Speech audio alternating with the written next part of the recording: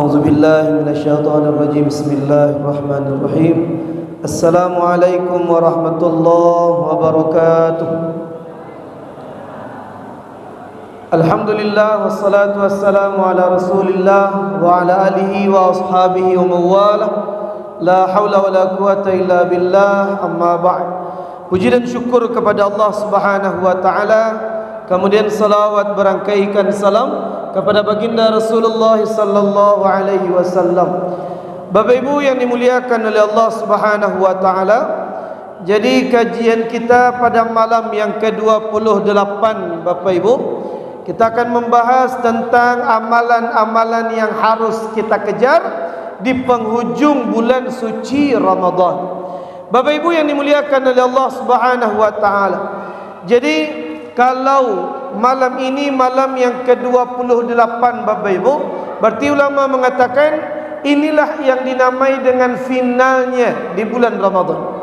Kalau 10 malam pertama dinamai dengan babak grup. Kemudian 2 berikutnya 10 yang kedua tentang penyisihan semifinal. Kemudian yang 10 terakhir, apalagi malam yang ke-8 Bapak Ibu merupakan babak final, menentukan kita pantas mendapatkan gelar takwa atau tidak. Jadi amalan yang pertama yang ditekankan baginda Rasulullah sallallahu alaihi wasallam di penghujung bulan suci Ramadan adalah i'tikaf. Tidak ada yang lain Bapak Ibu. Yang paling diutamakan kata Nabi yaitu i'tikaf. Ustaz, i'tikaf itu maknanya apa? Kan banyak orang bertanya, makna i'tikaf itu apa? I'tikaf itu secara pengertian, secara etimologi, secara bahasa Bapak Ibu, habsun nafsi anit tasarrufat al-adiyah, memenjarakan diri dari kebiasaan-kebiasaan yang biasa kita kerjakan. Kita penjarakan diri kita, kita ikat diri kita dari kebiasaan-kebiasaan malam yang biasa kita kerjakan. Contoh Bapak Ibu, kalau di waktu malam kita tidur terlelap, maka ketika i'tikaf kita tinggalkan kasur kita. Kemudian ketika di malam hari kita tidur dengan nyenyaknya. Ketika kita i'tikaf di 10 malam terakhir, kita tinggalkan nyenyak, sesuatu yang indah dalam tidur. Kita kejar fokus dalam beribadah kepada Allah Subhanahu wa taala. Kemudian, Ustaz, i'tikaf itu boleh dikerjakan di mana? I'tikaf itu Bapak Ibu, yang penting satu hal, tempat tersebut dilaksanakan solat berjamaah 5 waktu di dalamnya, subuh, zuhur, asar, maghrib, isya. Dikerjakan solat berjamaah di situ, berarti itu boleh kita i'tikaf di sana. Jadi bebas Bapak Ibu.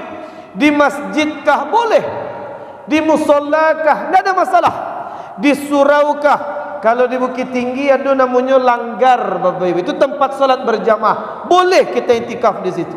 Ustaz, ada orang yang kaya, rumahnya mewah, rumahnya besar, dalam rumahnya itu ada musalla pribadi, bolehkah i'tikaf di situ? Tidak bisa. Walaupun di rumah kita ada musalla, tidak bisa i'tikaf di rumah. Kenapa tidak bisa? Karena di dalam rumah, di musalla di rumah kita tidak dikerjakan solat berjamaah 5 waktu di dalamnya.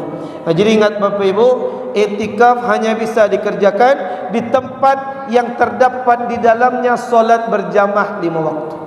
Bapak Ibu yang dimuliakan oleh Allah Subhanahu wa taala. Ustaz, i'tikaf itu harus 24 jam atau tidak? Tak harus. Kalau tidak sempat di waktu siang karena sibuk bekerja mencari nafkah untuk keluarga, sore. Tak sempat sore, malam. Tak sempat setelah tarawih, nanti lewat dari jam 12 malam. Atau selesai tarawih, start kita i'tikaf di dalam masjid. Bahkan Bapak Ibu, bahkan 5 menit saja, ibu jawab duduk dalam musaji, 5 menit saja kita niatkan kepada Allah, sengaja aku i'tikaf di masjid ini karena Engkau ya Allah, itu sudah i'tikaf Bapak Ibu. Jadi tidak harus berjam-jam, 5 menit saja duduk di dalam masjid, kita niatkan iktikaf, sudah dinamai sebagai iktikaf. Jadi iktikaf itu tidak harus berjam-jam. Bapak Ibu yang dimuliakan oleh Allah Subhanahu wa taala. Tapi tentu Bapak Ibu, semakin besar pahala yang ingin kita dapatkan, maka semakin lama kita duduk tidur dalam masjid beribadah kepada Allah Subhanahu wa taala. Bapak Ibu yang dimuliakan oleh Allah, timbul pertanyaan yang kedua. Ustaz, apa amalan yang sangat ditekankan di dalam iktikaf? Yang pertama, qiraatul Quran, perbanyak baca Quran Bapak Ibu. Banyak laki-laki, ibu-ibu, para jamaah kita curhat bertanya, Ustaz, kalau baca Quran Ustaz, baca namun tak lancar, tajwid bermasalah, yang pendek tak panjangan, yang panjang tak pendekan, idgham, ikhfa, izhar, iqlab, tak ada yang tahu Ustaz, salah bacaan. Ketika saya membaca Quran dengan tajwid yang salah, makhraj huruf yang salah, apakah tetap mendapatkan pahala membaca Al-Quran? Dan kami yakin 1000% Bapak Ibu, inilah masalah banyak di antara kita.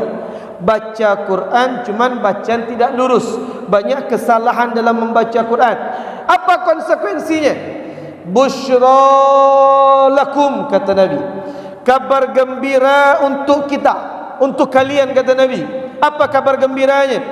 Alladhi yatata'ta, orang yang terbata-bata dalam membaca Quran, mungkin lidahnya terbata-bata, patah-patah dalam mengucapkan huruf, tidak memahami tentang tajwid, sifat dari huruf Al-Quran. Ketika mereka membaca Quran salah-salah, tapi ingat, mereka mau belajar memperbaiki bacaan mereka, Nabi mengatakan falahu ajran, mereka mendapatkan 2 pahala sekaligus. Apa pahalanya? Yang pertama, mereka mau membaca Quran, yang kedua, mereka mau memperbaiki bacaan mereka. Kita berikan contoh Bapak Ibu. Makanya banyak di masjid-masjid setelah tarawih itu tidak langsung pulang, iktikaf dulu di masjid. Kini yang bertanya Bapak Ibu, ibu apa yang ada di masjid Al-Madani, Masjid Agung Kamang Baru Sijunjung. Pertanyaan Bapak Ibu, jadi apa yang kamu tanya? Lupa lo mau tanya. Dia nampak amplop bapitih lah.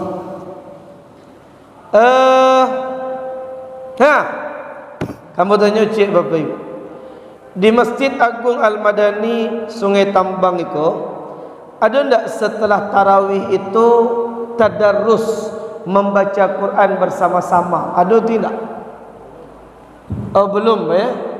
Belum ada. Kami sampaikan Bapak Ibu, orang yang alladhi yatata'ta, orang yang terbata-bata dalam membaca Quran, dia mendapatkan 2 pahala, pahala membaca dan pahala mau belajar. Contoh, makanya setelah tarawih, ibu juapa tu duduk di masjid tadarrus baca Quran. Tadarrus itu bukan sekedar membaca, dah. Tadarrus itu maknanya dari kata tadarrasa, ya tadarrusu tadarrusan, membaca Quran sekaligus belajar, itu tadarrus. Jadi ketika selesai tarawih, kita datangi teman kita yang bacaan Qurannya lebih baik dari kita, belajar dengan dia. Bu, Pak, tolong siman bacaan Al-Quran ambo sebentar. Jadi. Kita bukalkan, kita baca di muka beliau, tasmikkan, perdengarkan bacaan Quran kita. Alif Lam Mim. Pak, lamnya panjangan sakit ni Pak. Oh jadi. Alif Lam Mim. Bu, mimnya agak taban sakit, ditebalkan. Oh jadi. Alif Lam Mim. Alif Lam Mim. Berapa pahalanya? Dalam hadis sahih, baginda Rasulullah sallallahu alaihi wasallam mengatakan, apa kata Nabi? Man qara'a harfan min kitabillah, siapa yang membaca 1 huruf dari huruf-huruf dalam Al-Quran, mereka baca 1 huruf saja, falahu asyru hasanat, dia mendapatkan 10 kebaikan. Kita baca satu huruf saja 10 kebaikannya. La aqulu alif lam mim harfun. Saya tidak mengatakan kata Nabi alif lam mim satu huruf, tidak Bapak Ibu. Walakin alifun harfun, lam harfun, wa mimun harfun. Alif satu huruf, lam satu huruf, dan mim satu huruf. Jadi kalau ibu jawab membaca alif lam mim 3 huruf dikali 10 pahala, 30 pahala yang kita dapatkan. Tapi ingat, ini fi kharij Ramadan, di luar bulan Ramadan. Satu huruf 10 pahala itu di luar Ramadan. Di bulan Syawal, di bulan Sya'ban, di bulan Rajab, di bulan Muharram, satu huruf 10 pahala. Tapi khusus di bulan Ramadan, Nabi mengatakan Bapak Ibu, apa kata Nabi? Terkhusus di dalam bulan suci Ramadan dikalikan kembali 10. Jadi kalau di luar Ramadan satu huruf 10 pahala. Berarti kalau di dalam bulan Ramadan satu huruf 100 pahala di sisi Allah. Bayangkan Bapak Ibu. Jadi ketika ibu membaca Quran di rumah, alif lam ra, tiba anak awak, ma sambala masak kecil, kita tutui Al-Quran sebentar, kita matian kompor di dapur. Kemudianlah selesai ibu membaca dari alif lam mim di dalam bulan Ramadan, berarti satu huruf dikalikan 100. Berarti kalau ibu baca tadi alif lam ra, 3 huruf dikali 100, berapa pahalanya ibu? 300 pahala. 300 pahala. Kemudian baca Quran beliau, Bismillahirrahmanirrahim, Yasin. Tibuan awak beliau, ma papa main bau di luar. Oh jadi tutui Al-Quran sebentar, kita jawab panggilan suami, karena menjawab panggilan suami wajib. Ketika kita selesai membaca Yasin 2 huruf dikali 100, 200 pahala yang kita dapatkan. Kemudian kembali baca Quran yang apa-apa. Ketika di rumah baca Quran, Bismillahirrahmanirrahim, Nun, Sadaqallahul Azim. Langsung batuti Quran. Pak bakalah saya baca, Allah tu Ustaz 100 kan Allah tu. Bukan begitu maknanya Bapak Ibu. Semakin sering kita membaca Quran, semakin banyak pahala yang kita dapat. Jadi kalau di luar Ramadan satu huruf 10 pahala, dalam Ramadan 100 pahala di sisi Allah. Likulli harfin naqra'uhu, setiap huruf yang kita baca 100 pahala di sisi Allah. Jadi kalau ada di antara ibu jawab, Pak, baca Quran tak lancar, baca Quran patah-patah, kemudian kita namuah beraja, namuah tahsin, memperbaiki bacaan. Alif lam mim, ulang balik, kurang lamnya. Alif lam mim, Pak, mimnya taban seketik. Alif lam mim 3 huruf diulang 3 kali, berarti 9 huruf total, dikalikan 100, 900 pahala di sisi Allah. Kalau orang-orang yang lancar baca Quran, santiang baca Quran, sekali baca saja alif lam mim dzalikal kitabula, ya berarti 300 pahalanya. Tapi kalau bacaan kita salah, tapi mau belajar, kita ulang-ulang, semakin banyak pahala yang kita dapatkan. Jadi ingat Bapak Ibu, jangan berputus asa. Tak pandai yang baca Quran Ustaz, tak lancar, malih yang baca Ustaz. Itu dari syaitan Bapak Ibu. Itu godaan syaitan yang membuat kita ragu, sehingga kita tak niu membaca Quran. Jadi walaupun bacaan kita tak lancar, tetap kita baca dan perbaiki bacaan kita. Bapak Ibu yang dimuliakan oleh Allah Subhanahu wa taala. Kemudian yang kedua, amalan yang sangat ditekankan, bahkan diwajibkan di dalam bulan suci Ramadan. Ustaz, jangan lupa tunaikan zakat Bapak Ibu. Bayar zakat kita. Ustaz, bila kita mulai buliah membayar zakat Ustaz. Akhirnya mau sampaikan ilmu fikih masalah zakat Bapak Ibu. Zakat itu wajib kita bayar, wajib kita keluarkan. Zakat hukumnya wajib, tapi kapan mulai boleh kita membayar zakat? Mulai dari awal Ramadan ke petang. Kita awal Ramadan, kalau tidak salah hamba 23 Maret Bapak Ibu. 1 Ramadan 23 Maret ke petang. Mulai dari tanggal 23 Maret sampai nanti ujung Ramadan, sebelum masuk bulan Syawal, selama 1 bulan bebas kapanpun kita mau membayar zakat fitrah. Ustaz, ambolah membayar seminggu yang lalu Ustaz, boleh.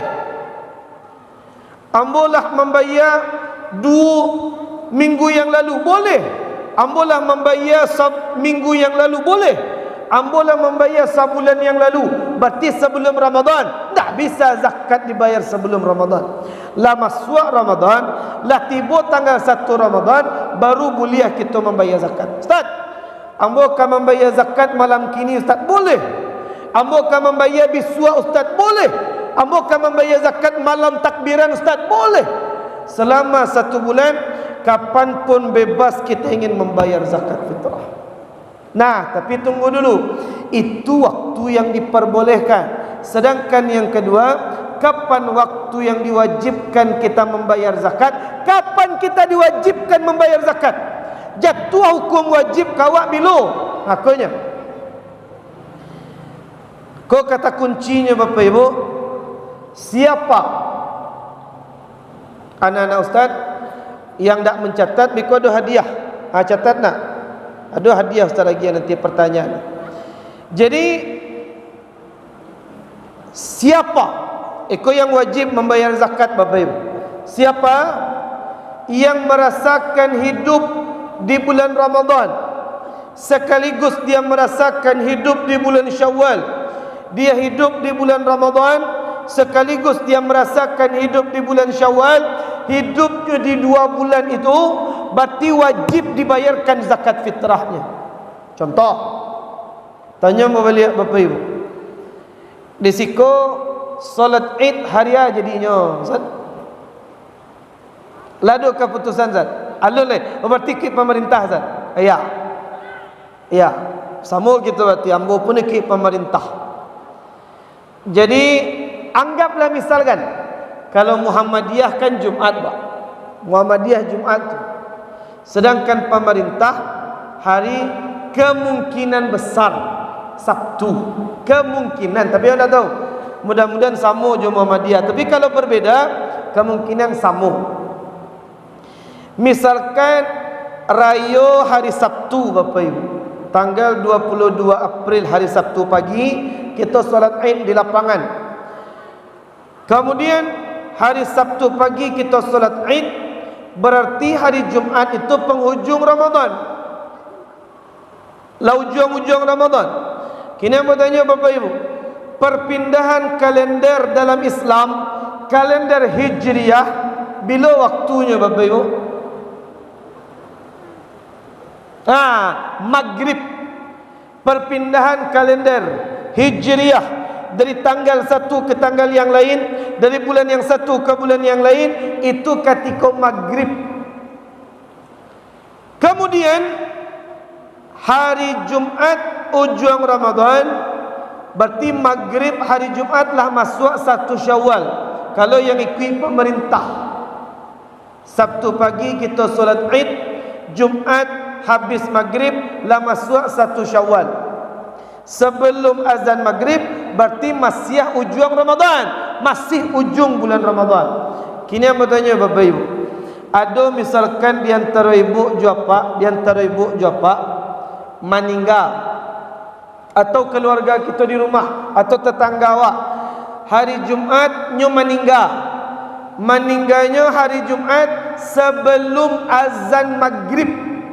Kini yang bertanya Bapak Ibu, nyo meninggal sebelum azan maghrib hari Jumat. Pertanyaannya adalah, wajib dibayar zakat inyo atau tidak?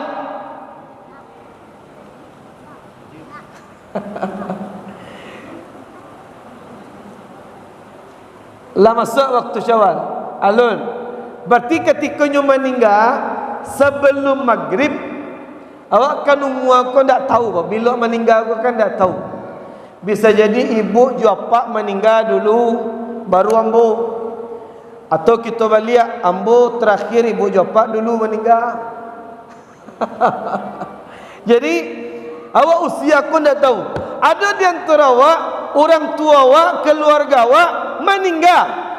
Kita kan raya Sabtu pagi, hari Jumaat ujung Ramadan sebelum solat maghrib meninggalnya, sebelum azan maghrib. Pertanyaan, wajib anak keluarganya membayar zakat inyo tidak?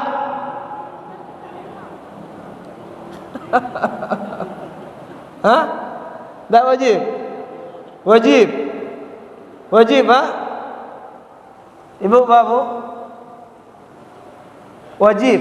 Kini yang mau sampaikan, kalau inyo meninggal sebelum azan maghrib, pertanyaan, berarti inyo hidup di bulan Ramadan atau tidak?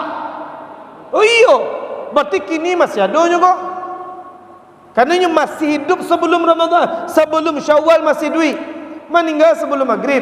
Kini yang mau tanya, kalau inyo masih duit merasuan hidup di bulan Ramadan, pertanyaan kedua, inyo merasuan duit di bulan Syawal atau tidak? Hah? Tidak, Bapak Ibu. Inyo duit di bulan Ramadan, cuma tidak merasuan duit di bulan Syawal. Karena inyo meninggal sebelum maghrib, sedangkan Syawal masuk sesudah maghrib.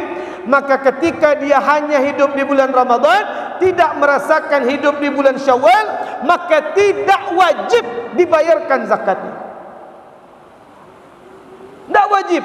Kerana meninggal sebelum maghrib, berarti nyo nak merasuan bulan Syawal, hanya bulan Ramadan yang nyo rasuan. Makanya kalau ada di antara ibu japa yang pamalih membayar zakat, meninggallah sebelum maghrib, Bapak Ibu. Tak wajib bayar zakat. Jadi begitupun anak yang lahir, anak ibu jangan apa, cucu kita lahir, lahirnya hari Jumaat sebelum maghrib, lahirnya ke dunia. Kini yang bertanya, wajib dibayar zakatnya tidak?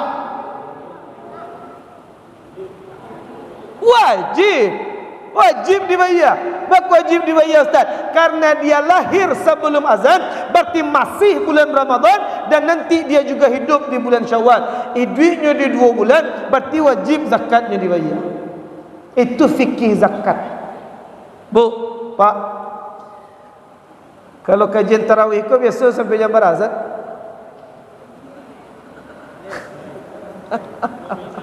Kalau di bukit, biasanya di meja ceramah tarawih itu ditulis tu, ceramah tarawih cukup 20 menit gitu. Kalau kinilah setengah jam gitu ngaji. Lain dah lanjut Bapak Ibu. Lanjut ya. Kita lanjut. Banyak jamaah bertanya kamu Bapak Ibu, Ustaz, ambonnya membayar zakat Ustaz, tapi tetangga di samping rumah ambonnya miskin. Berarti kan boleh dia bagi zakat Ustaz? Boleh. Yang pentingnya miskin boleh dia bagi. Jadi ada masalah Ustaz. Masalahnya, tetangga ambo Ustaz, beliau miskin, beliau Islam, Muslim, miskin, agamanya Islam, tapi dia tidak pernah solat ke masjid Ustaz. Tak pernah solat. Padahal dia Muslim, dia miskin, tapi tidak pernah mengerjakan salat. Pertanyaan Bapak Ibu, boleh dia gia orang serupa ikut zakat atau tidak?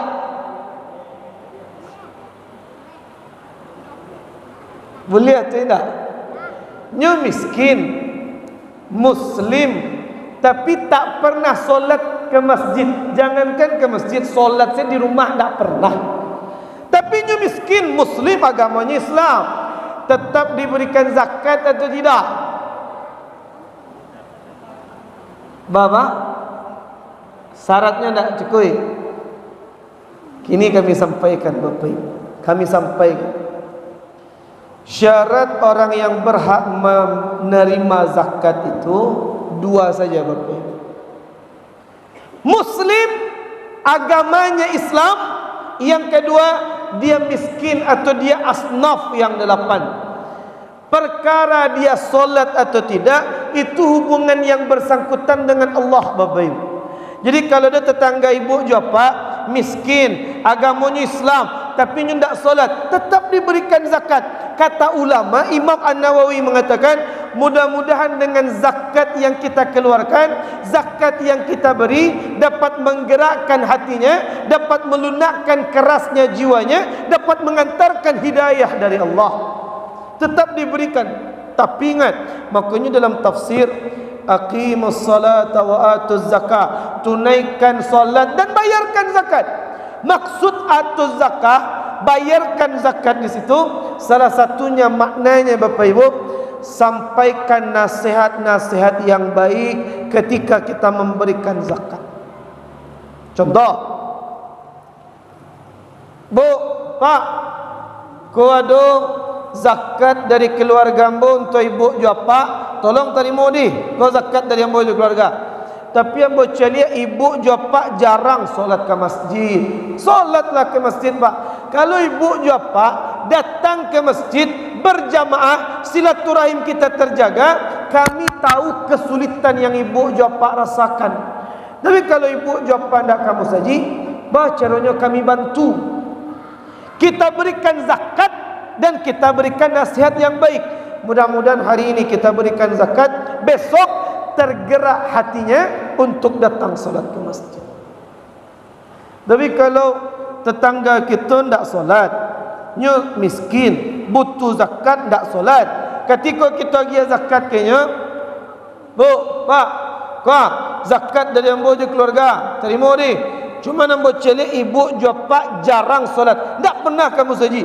Bisuak tidak jus solat, celik lah. Tak akan sampai hikmah zakat kayaknya tak akan sampai. Itulah sebabnya Allah mengatakan harus kita sampaikan mau'izah hasanah, pelajaran yang baik, hikmah yang berharga. Zakat kita berikan, mudah-mudahan hari ini dia tidak solat, hari ini dia tidak ke masjid. Setelah kita berikan zakat, tergerak hatinya, Allah hantarkan hidayah, datang ke masjid solat berjamaah. Nah, jadi ingat Bapak Ibu, masih ada pertanyaan yang lain. Ustaz, bolehkah kita berzakat untuk saudara kandung? Bapak Ibu, berzakat untuk saudara kandung boleh atau tidak?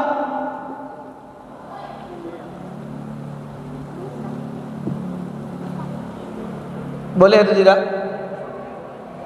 Ya, bagus Bapak Ibu. Memberikan zakat fitrah untuk keluarga sedarah, untuk keluarga dekat, untuk saudara kandung, ete, mama, maete, paete, keponakan, sepupu, kita berikan zakat kepada keluarga dekat, bukan sekedar boleh, tapi sangat dianjurkan Bapak Ibu.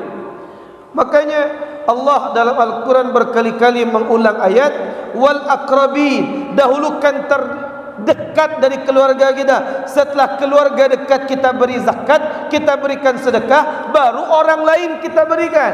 Kebanyakan kesalahan yang terjadi Bapak Ibu, memberikan kepada orang yang di luar tempat tinggalnya, orang yang bukan keluarganya, semangat memberi, tapi sedangkan keluarganya di balik pintu miskin, membutuhkan bantuan dan luput dari pandangannya. Itulah sebabnya Bapak Ibu, berikan zakat terlebih dahulu kepada keluarga terdekat kita. Ustaz, berarti abang kandung, kakak kandung, adik kandung boleh kita berzakat? Boleh, dengan satu syarat. Apa syaratnya? Keluarga terdekat kita tersebut tidak berada dalam tanggungan kita kebutuhannya.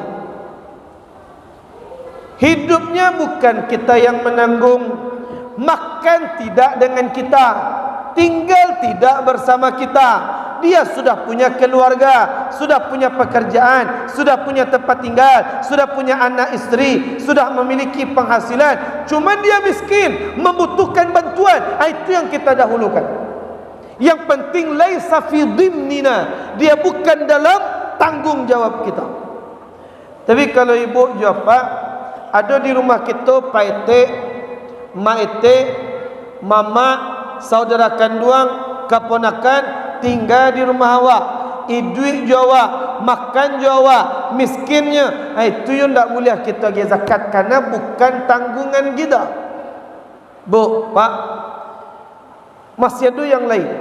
Pertanyaan seputar zakat yang lain. Ustaz, ambo ke pertanyaan jamaah di Bukit Tinggi, Pak. Ustaz, ambo kebetulan alhamdulillah pensiunan pegawai negeri. Ambo alhamdulillah ada pensiunan 1 bulan. Jadi bapiti alhamdulillah. Cuman anda ambo miskin di rantau, Ustaz, miskin. Inyalah nikah, lah punya keluarga, lah punya penghasilan, di rantau tinggal cuma nyu miskin. Anak kandung ambo, Ustaz, nyu miskin di rantau. Boleh ndak ambo orang tuanya ka membayar zakat, mengeluarkan zakat, ambo agiah ke anak kandung ambo yang lah nikah? Boleh tindak, Ustaz? Kini ambo tanya ke ibu japa, boleh tindak? Ayah, ibu, orang tua berzakat untuk anak kandungnya, boleh tindak?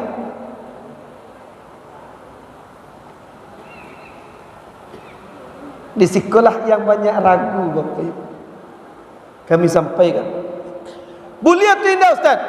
Kuncinya cie, Bapak Ibu. Inyo dalam tanggungjawab awak atau tidak? Itu saja kuncinya. Ambo balik, tanya balik. Bu, Pak, yang dimuliakan oleh Allah, tanggungjawab orang tua kepada anak sampai kapan, Bapak Ibu? Sampai dia menikah. Kalau dia sudah menikah, maka dia bukan tanggungan kita. Tapi kalau nyu alun menikah, duit Jawa, miskinnya, tak boleh kita zakatkan, nyu tanggungjawab awak. Tapi kalau anak kita lah nikah, lah punya kehidupan surang, indak sapariwa Jawa, indak seatap Jawa, tinggalnya di rantau, bukan tanggungjawab kita, boleh kita berzakat kepadanya. Atau dibalik, kau bertanya di Solo, Bapak Ibu, ambo 2 malam yang lalu di Masjid Agung Solo, ada pertanyaan salah satu bapak-bapak, boleh bertanya, Ustaz, ambo di Solo ko miskin, Ustaz, payah duit, tapi anak ambo di rantau bapiti, Ustaz, kayunya di Duri, di Riau, kayunya, ambo miskin gini, Ustaz, anak ambo ni bagi zakat kambo ke orang tuanya, boleh atau tidak? Anak berzakat ke orang tua boleh atau tidak, Bapak Ibu? Tidak boleh. Anak-anak Ustaz, orang tua ke anaknya yang sudah menikah boleh memberikan zakat karena anaknya bukan tanggungjawab dia. Tapi kalau anak kepada orang tua, anak kepada ayah ibunya, tidak boleh, haram memberikan zakat kepada mereka. Kenapa tidak boleh? Karena anak walaupun dia sudah menikah, orang tuanya tetap tanggung jawab mereka. Tak boleh berzakat ke orang tua, tak boleh. Apa boleh orang tuanya miskin, anaknya kayo, ku anak duraku, apa? Tak boleh berzakat ke orang tua. Orang tua itu tanggung jawab sampai mati. Jadi ingat Bapak Ibu, itulah masalah-masalah seputar zakat fitrah tadi. Bapak Ibu yang dimuliakan oleh Allah Subhanahu wa taala. Kemudian berikutnya pertanyaan yang masih sering ditanyakan Bapak Ibu, Ustaz, zakat fitrah ke diantarkan ke alamat atau orang miskin itu yang menjampui? Nio diantarkan ke alamat, orang miskin yang menjampui silakan. Yang penting 2. Kalau memberikan dalam bentuk uang, masukkan ke dalam amplop, berikan parfum, berikan bingkisan yang baik. Kalau memberikan zakat dalam bentuk makanan pokok, bungkus dengan bungkusan yang terbaik. Kalau ingin orang miskin yang menjemput ke masjid, berikan fasilitas untuk mereka dalam masjid, berikan ketenangan. Jangan serupa di Pariaman, Bapak Ibu. Ikut kejadian beberapa tahun yang lalu di Sungai Garinggiang, Kabupaten Padang Pariaman. Kejadiannya, ada orang kayu di perantauan, pulang kampung beliau. Pulang kampung ko dengan tujuan ingin menyerahkan, membagikan zakat beliau kepada orang-orang di kampung. Kebetulan zakat yang kami bagi Bapak Ibu 800 juta. Karena memang beliau orang kaya. Tokiyame di Kalimantan. Kemudian zakat beliau 800 juta, tapi tak pandai caranya. Baca caranya. Orang miskin tadi dikumpulkan ratusan orang miskin, bahkan ribuan. Dikumpulkan di tengah tanah lapang, siang terik panas matahari. Kemudian yang berkumpul banyak orang tua, renta, diperjajarkan baris berbaris. Bayangkan Bapak Ibu, apa hasilnya? 3 orang, 2 nenek-nenek, 1 orang kakek-kakek meninggal terinjak-injak Bapak Ibu. 10 orang masuk rumah sakit karena memang desak-desakan, kemudian susah bernafas, pingsan, dilarikan ke rumah sakit. Ini bukan menunaikan zakat, ini namanya merusak makna zakat. Jadi ingat Bapak Ibu, kalau ingin memberikan zakat, berikan zakat dengan baik, bungkus dengan bungkusan yang terbaik, antarkan kepada mereka. Kalau mereka dikumpulkan, berikan tempat yang senyaman mungkin untuk pembagian zakat kepada mereka. Jadi insyaAllah Bapak Ibu, nanti kita lanjutkan kembali amalan-amalan berikutnya, khusus di ujung bulan suci Ramadan yang sangat ditekankan. Kemudian masalah-masalah ilmu yang lain akan kita lanjutkan insyaAllah pada pertemuan nanti malam insyaAllah. Jadi sebelum kita tutup dan bagikan hadiah, ada yang kabar tanya sampai di siku Bapak Ibu? Silakan Pak. Waalaikumsalam warahmatullahi.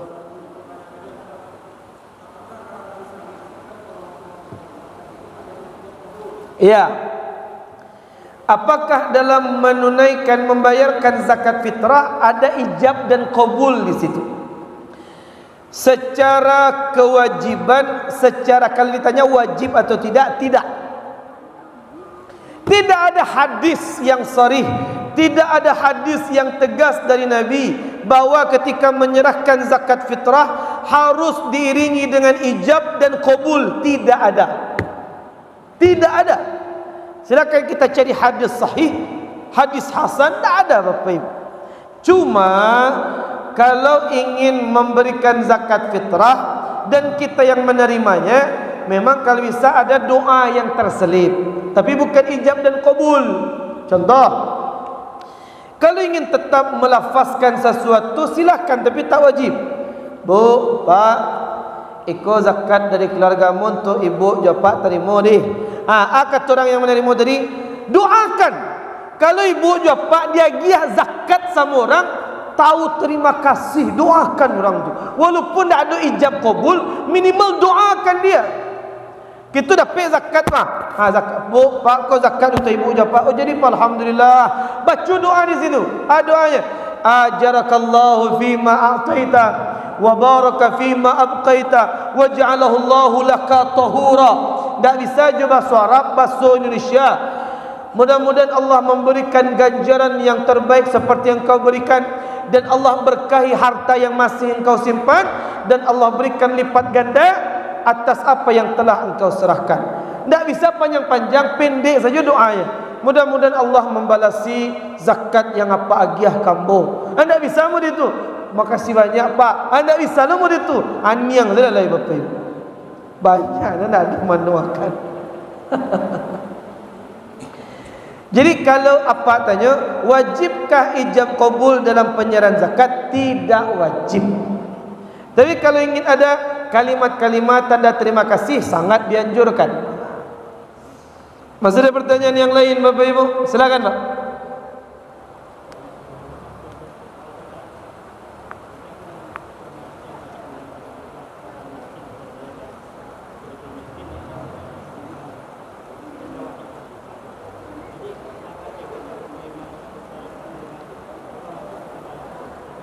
Iya, bagus. Ustaz, ambo misalkan miskin, kami misalkan miskin, saya miskin Ustaz. Kemudian saya diberikan oleh orang lain zakat fitrah, diberikan orang zakat. Apakah saya tetap wajib mengeluarkan zakat dari uang zakat yang diberikan ke saya? Tak perlu Bapak Ibu. Kalau kita miskin, berarti kategori kita susah hidup. Berarti kita itu mustahik, orang yang berhak menerima zakat, bukan muzaki. Jadi kalau ada orang miskin sudah diberikan zakat, apakah wajib dia juga mengeluarkan zakat? Tidak wajib, karena derajatnya sebagai mustahik. Kalaulah orang miskin yang diberikan zakat, kemudian dia keluarkan lagi zakatnya dari yang diberikan orang, ya berarti tidak dapat apa-apa dari zakatnya tadi. Ya, tetap tidak. Berarti kalau dia mustahik, orang yang miskin, berarti Allah tidak wajibkan zakat fitrah kepadanya. Tetap, karena orang dua, mustahik, muzaki. Kalau dia mustahik, tetap tidak diwajibkan zakat. Karena kalau orang miskin pun tetap diwajibkan zakat, berbahaya Bapak Ibu. Dikhawatirkan ada orang miskin yang tidak mendapatkan zakat fitrah, uangnya tidak ada, untuk makan keluarganya tak ada, diwajibkan zakat untuknya. Dia hidup di 2 bulan tadi, Ramadan dan Syawal. Dengan apa dia membayar zakat? Jadi kalau dia mustahik, orang fakir dan miskin, dia adalah mustahik, orang yang berhak menerima zakat, bukan muzaki, orang yang memberikan zakat. Masih ada pertanyaan yang lain Bapak Ibu? Cukup? Jadi insyaAllah kita lanjutkan kembali Bapak Ibu. InsyaAllah kajian nanti malam, mudah-mudahan Allah panjangkan umur dalam kebaikan. Dan untuk anak-anak Ustaz ada 3 pertanyaan. 3 pertanyaan. Yang bisa menjawab diberikan hadiah. Pertanyaan yang pertama,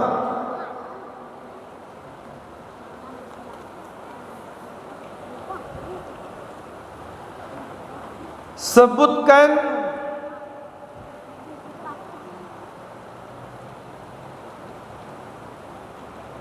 apa saja syarat seseorang boleh diberikan zakat. Sebutkan 2 syaratnya yang Ustaz sebutkan tadi. Pak, ikut tuan anak atau untuk dewasa bagai? Oh, anak remaja. Silakan. 2 syarat orang yang boleh kita berikan zakat. Tadi ada kita sampaikan.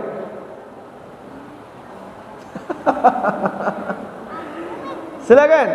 2 syarat seseorang berhak kita berikan zakat. Ustaz dituang sampai silakan. Ya. Remaja boleh apa ya? Oh, boleh. Silakan deh.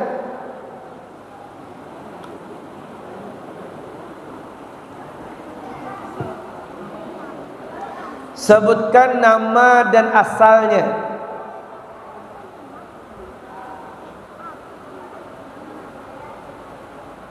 Tunggu dulu.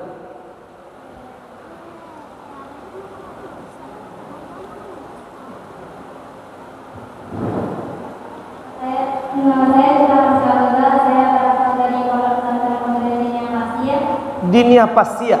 Oh, Bukit Tinggi. Oh, ya. Pertama, dia atau orang Islam, dia Nah, yang batigo di mungkukunyo pura-pura bapikir padanya mutal ya tadi Bapak Ibu. Silakan deh. Because dia biar.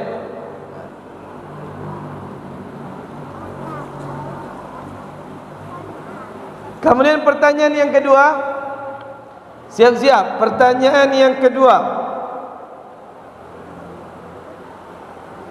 Sebutkan 2 waktu dalam membayar zakat fitrah yang Ustaz jelaskan tadi. 2 waktu. Waktunya ada 5 sebenarnya, cuma 2 saja yang Ustaz sampaikan tadi. 2 waktu saja. Kapan membayar zakat? 2 waktu. Sebutkan 2.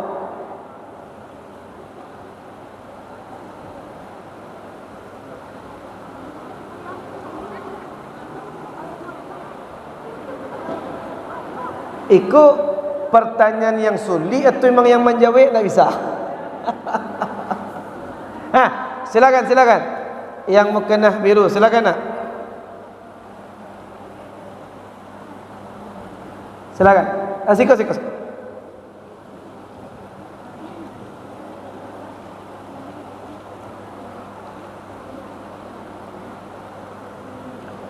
Sebutkan namanya dan umurnya berapa? Siapa namanya dan umurnya berapa? Namanya siapa? Amanda. Amanda. Sebutkan 2 Amanda. 2. Waktu membayar zakat. Ramadan. Sholat tarawih. Ramadan, kemudian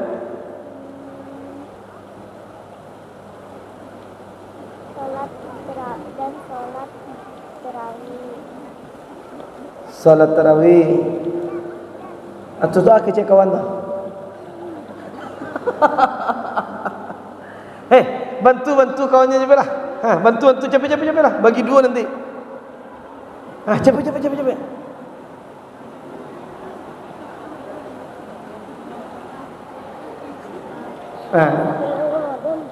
Sebelum Ramadan. Sebelum Ramadan. Kemudian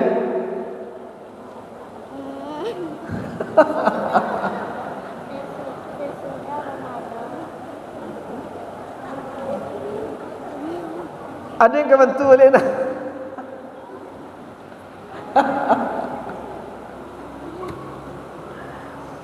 Jadi jawabannya masih salah. Nanti ulang lagi nak ya. Nanti ulang lagi. Ada yang bisa nak? 2 waktu dalam membayar zakat. Silakan. Ya. Silakan. Yang kena hitam. Tu mic-nya nak.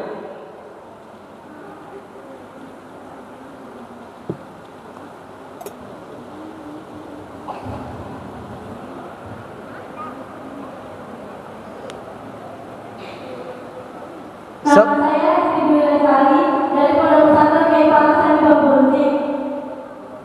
Jawabannya awal Ramadan dan sebelum Syawal. Awal Ramadan Sama sebelum Syawal. sama sebelum Syawal. Awal Ramadan sebelum Syawal. Iya, bisa dikatakan benar walaupun sedikit kurang lengkap. Cuma tidak masalah. Pertanyaan yang terakhir.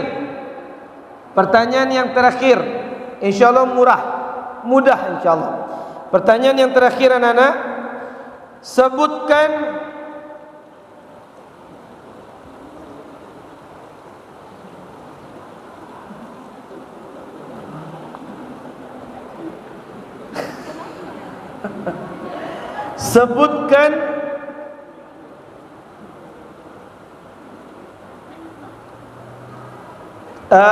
sebutkan kapan kita diwajibkan dikenakan zakat fitrah. Kapan kita diwajibkan dibayarkan zakat fitrah?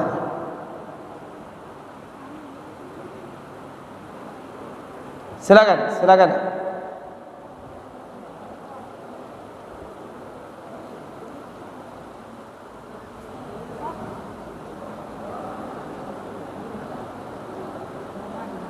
Sebutkan namanya dan asalnya.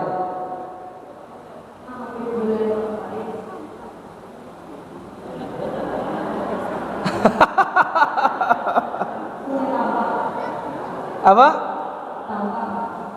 Iya, silakan. Kapan seseorang diwajibkan dibayarkan zakat fitrah?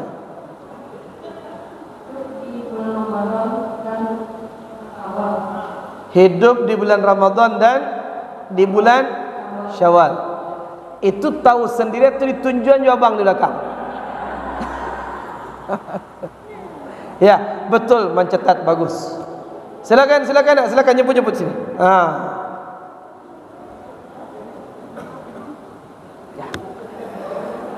Jadi itulah kajian kita Bapak Ibu. Mudah-mudahan bermanfaat. InsyaAllah kita lanjutkan nanti ketika i'tikaf insyaAllah. Hadanallahu wa iyyakum ajmain. Subhanakallahumma wa bihamdika asyhadu an la ilaha illa anta astaghfiruka wa natubu ilaik. Wassalamualaikum warahmatullahi wabarakatuh.